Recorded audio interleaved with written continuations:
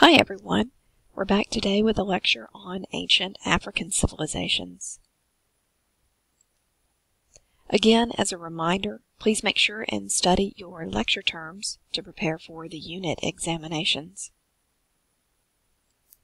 So we'll get started today with a reminder that our story, the human story, actually begins in the continent of Africa. If you can think back to the beginning of this class, when we talked about our latest, most recent human ancestor, Homo sapiens, how it developed between about 200 to 300,000 years ago in East to Central Africa, and then migrated out in several waves to areas of Europe and Asia over thousands and thousands of years.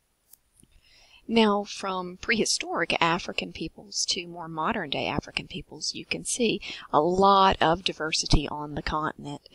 From the tall, thin Maasai people of Kenya and northern Tanzania to the sort of medium-sized people of central South Africa, such as the Zulu, to folks along the northern coastal areas along the Mediterranean, those who have mixed African as well as Arab ancestry.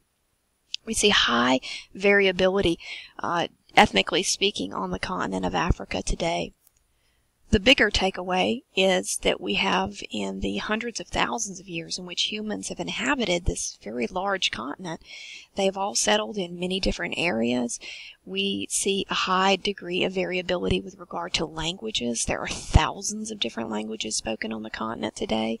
Lots of different religions will come into the continent over time, from Christianity along the northern coastal areas to Islam, which will make its way also into the north as well as into West Africa, to the polytheistic faith of many tribal peoples scattered throughout the continent.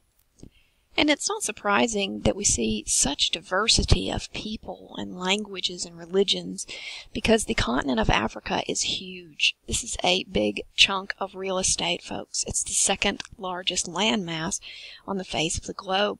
So you can see, for example, in this outline of Africa here on the map, if you decided to use entire countries as jigsaw puzzle pieces, look how many countries you could fit within the outlines of Africa. So India, Eastern Europe, the United States, China, Germany, France, Spain. It's just crazy to think about how large this continent is. And because it spans so many different latitudes, you see a number of different ecosystems and climate regions covered in this huge chunk of land. So, for example, you have the Sahara Desert, which dominates sort of the northern third of the continent. Then you move from too little water to too much water, almost. The central African regions that are just blanketed with this thick, lush, rainforested area. And then you move to the sort of southern tip of the continent that gets about a decent size amount of rainfall. This area is very good for agriculture. But as you might imagine, it's difficult, not impossible, because the Egyptians showed us this, but it's difficult to raise crops in the desert. At least in the case of the Egyptians, they had a fresh water source in the form of the Nile River. But imagine how challenging it is to try to make a living in this very arid region of the Sahara. It's also similarly challenging to raise crops. It's not impossible, but it's difficult here where you get a surplus of water in the rainforested regions. So yeah, it's not surprising that we're going to end up seeing so many different economies, so many different people, so many different religions and customs spanning across this large, highly diverse continent.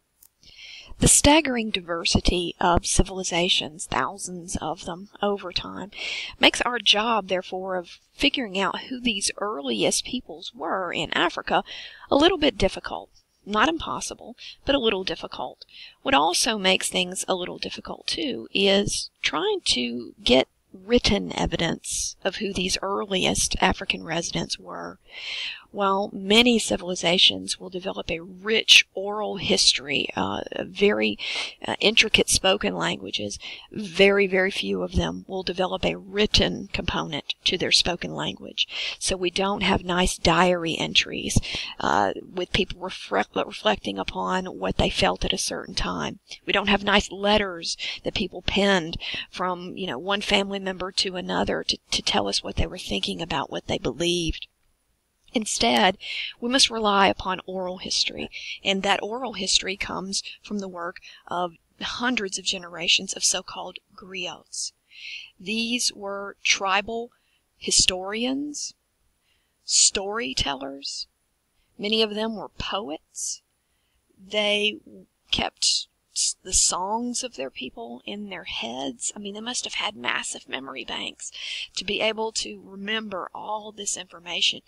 They were often very trusted and close advisors of the political leaders in African civilizations because they were just a repository of information about political alliances between one tribe or another, marriages. The history of these peoples were all encoded in the work of these griots. However, remember what we've said about oral history, guys. As smart as these griots were, they were still human.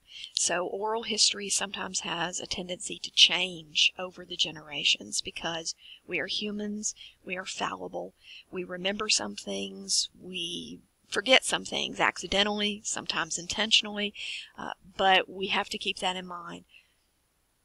We also have, fortunately, the physical remains of many of these tribal peoples.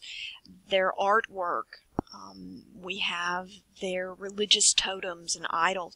We do have some physical evidence of who these peoples were that have survived to the present day, and that too, along with oral history, gives us a pretty interesting glimpse into who some of these first civilizations were. Now, looking at common characteristics of early African societies, this, of course, is us painting with a very broad brush. We're making big generalizations here. Once more, I'll remind you of the high variability of the thousands of people who lived on this continent over time. But in general, we can see some common characteristics, such as the strong importance of family and kinship ties and the communal sharing of resources. Many of these civilizations placed a very strong emphasis on your family ties. Your extended family. Most tribes were based around a clan association, meaning your grandparents, your great-grandparents, your second, third cousins, and they really emphasized the communal sharing of resources. I showed you a physical map of the continent of Africa, and you've got some challenging ecosystems, deserts, rainforests. It takes the labor of everyone involved sharing to try and make a successful go of it in these civilizations. So this makes sense. Another commonality across many ancient civilizations was their tendency to be ruled by a group of elders rather than, say, a monarchy or rule by one. This is, again, a nod to family relationships. Those elders in the community, the grandparents, the great-grandparents, those that would have seen the passing of the most seasons, that had the most wisdom regarding when to plant crops, when to go wage war, when to seek peace, these were the ones that were typically relied upon to steer the community. There will be, of course, some exceptions to this rule, which I'll give you some examples as we move on to the kingdoms of Aksum, Ghana, Mali, and Sangay. Another commonality is the animist religious belief that many of these tribal peoples subscribed to. Most African societies had a belief in a higher god or creator force, but this higher deity was typically remote and didn't interact with people on a day-to-day basis. Therefore, African civilizations tended to be more engaged with the other divinities, nature spirits, ancestral spirits that they believed took an active interest in the living. So there was a tremendous emphasis on ritual dance, a belief that not only could inanimate objects, trees, rocks, and the like, be possessed by a spiritual force, but that people could as well. Dead ancestors were believed to mediate between the creator deity and the living. That's another nod to the importance of family, even in the afterlife. So elaborate funerals were held in order to celebrate the passing of an ancestor into the next life, hoping that they would intercede on your behalf with the spiritual realm. Let's start narrowing in on some specific civilizations and talk about their rise to power over time. We'll start with the Kingdom of Aksum. If you'll please notice the alternate spellings for the Kingdom of Aksum, A-X-U-M and A-K-S-U-M. Just be aware of those spellings. The Kingdom of Aksum was a maritime trading power located in what we think of as present-day Ethiopia along the Red Sea. The dates for their rule anytime between about the 1st century CE and the 10th century CE. They grew several different crops such as wheat and barley. They raised cattle, sheep, and camels. They even developed their own written language, which was something pretty rare for many African civilizations. Their capital city was known as Aksum, and their leaders developed and controlled a very lucrative trade route between the Roman Empire in the Mediterranean and the Far East, the Indian subcontinent. They were sort of a middleman, if you will, between these two groups, the Romans, for example, early on, and the subcontinent of India over time, transporting luxury items such as ivory, gold, salt, slaves, brass and copper goods, olive oil, and the like. What's also interesting is that Christianity will make its way into the Kingdom of Aksum by the 4th century CE. King Ezana II was the first of the kings here to convert to Christianity, and we will see a proliferation of that faith as a result over time.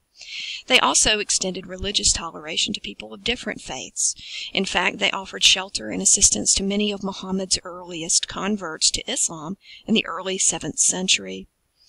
That did not stop, though, successive Muslim dynasties from eventually taking over the region and speeding up the collapse of Aksum's power by the 10th century CE. So it will be foreign invasion that will do in the Kingdom of Aksum over time.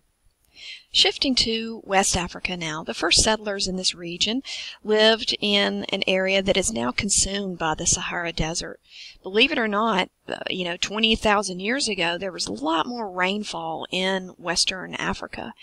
And what we see is through a period known as desertification, climate change. The Sahara Desert has steadily creeped southward over several tens of thousands of years, driving many people either from the region entirely or forcing them to settle along riverbanks so that they can dig irrigation canals and fish out of the rivers to support their existence in this very precarious climate. After the Stone Age, around the 5th century BCE, tribal societies like the Bantu and Nok peoples started producing iron in this area. They grew rice, they fished from the rivers, they raised cattle, and with better tools and techniques, their food production soared along with their population. This led to the rise of the Kingdom of Ghana eventually, circa around 500 CE to about 1000 CE.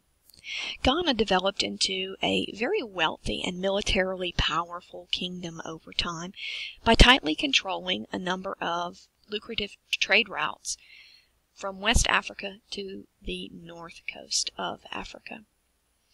Many of the trade items coming from North Africa into West Africa from the Mediterranean were horses, dates, brass, copper, leather. Now, on the other side of these trade routes, what's leaving from West Africa to North Africa? Well, that would be salt, slaves, cola nuts, and in particular, gold. West Africa became known as the land of gold, especially among Arab traders by the 10th and 11th century CE. And it will be the trade that West African kingdoms like Ghana will establish with many of their Arab counterparts to the north. This will be the main way in which Islam, as it spreads across North Africa, will manage to wend its way or make its way into West Africa along with these trade routes. In fact, the introduction of this new religion will end up causing problems over time in the Kingdom of Ghana. For example, their capital eventually had to be divided into two sections, one for Muslims and one for the majority of the population, which maintained their native polytheistic faith. So the tensions between these two faiths will eventually come to weaken the Kingdom of Ghana over time, and they will fall to Muslim Berbers from the north.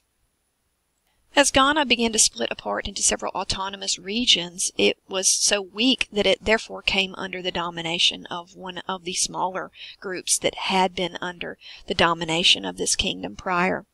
The next major might in West Africa will be the Kingdom of Mali, likely named after the Malinke people who will take over after the collapse of the Kingdom of Ghana. We'll talk more about them in the next video.